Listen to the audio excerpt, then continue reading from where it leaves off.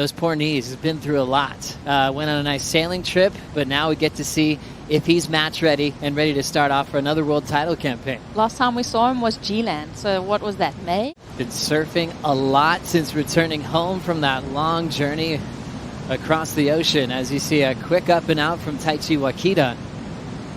That loss from Ian Gentile. Number 5 on the Challenger Series. Still hanging on to that spot. We'll keep you posted on the live rankings as this round continues. Yeah, exactly. When I'm there, I try to think my daughter when everything looks so hard. I try to think about good things, and that time is working, and hopefully this keep going. Also trying to get his start out here, and this is what John Florence just did, Rosie. Yeah, wow. John just trying to bury that rail. Oh, that was the 1-point ride. What we used to do, but still, his intentions are clear.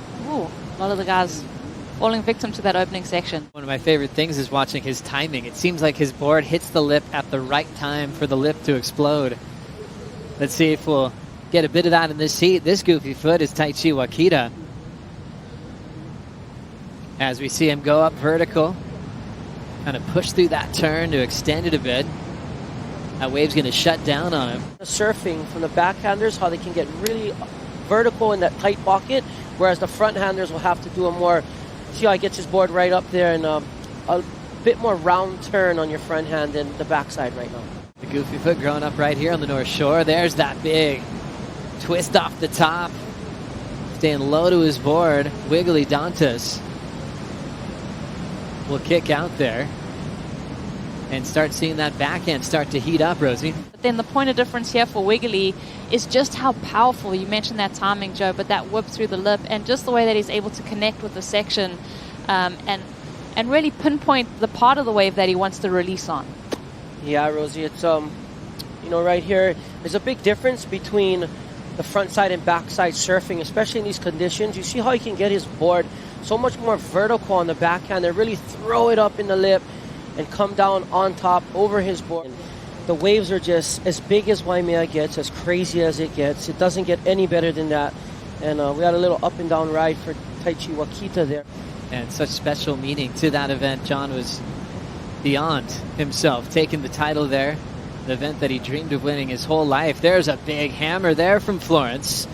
Flowing off the top. Setting up a nice frontside arc. Jams it again in the pocket. This is what we've been waiting for. Inside section. He'll throw some water out the back. Incomplete for the last turn. Take another look, starting with John's wave, Rosie.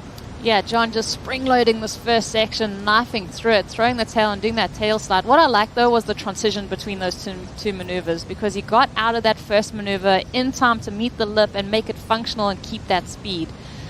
Goes for the layback on that slower inside section. So good variety and spice from him. What did you think, Makoa? I really like this first move, just jamming the tail and being patient up there as it drifts.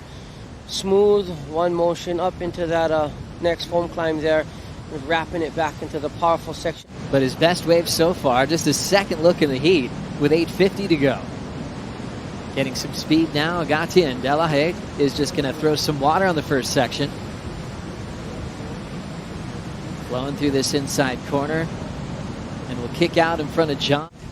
I think that's going to be a really, really good score. Also watching Gatien. Anything you liked out of this one, Ro? The first turn was definitely the highlight for me. Unfortunately, that second one, he didn't.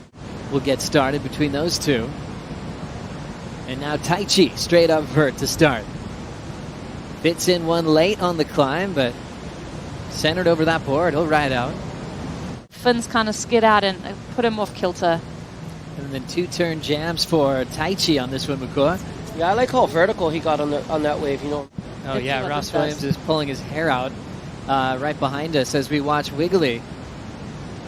One connection there, so that's what he waited for and used priority on. He needed a 1.87.